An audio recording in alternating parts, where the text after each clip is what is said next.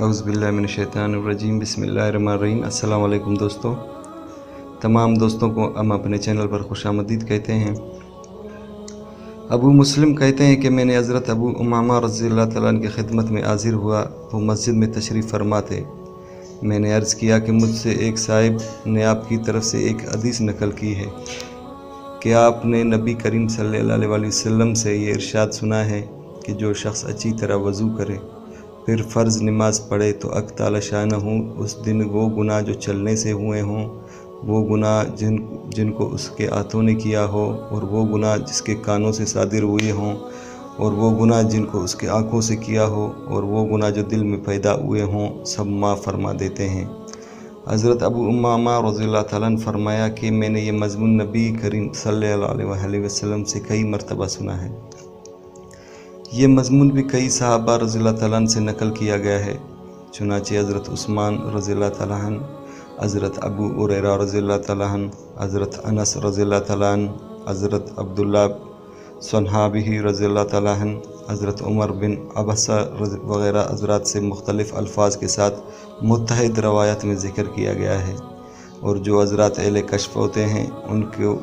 گناہوں کا زائل ہو جانا محسوس ہو جاتا ہے۔ چنانچہ حضرت امام اعظم رحمۃ اللہ علیہ کا قصہ مشہور ہے کہ وضو کا پانی گرتے ہوئے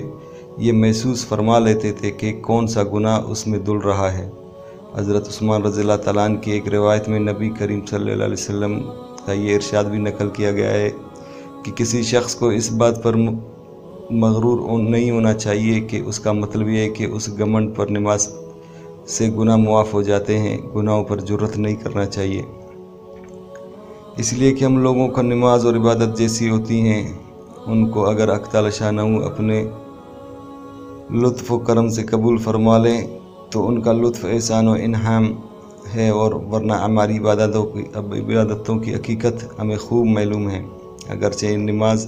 کا یہ اثر ضروری ہے کہ اس سے گناہ معاف ہوتے ہیں، مگر ہماری نماز بھی اس قابل ہے کہ اس کا علم اللہ ہی کو ہے، اور دوسری بات یہ ہے کہ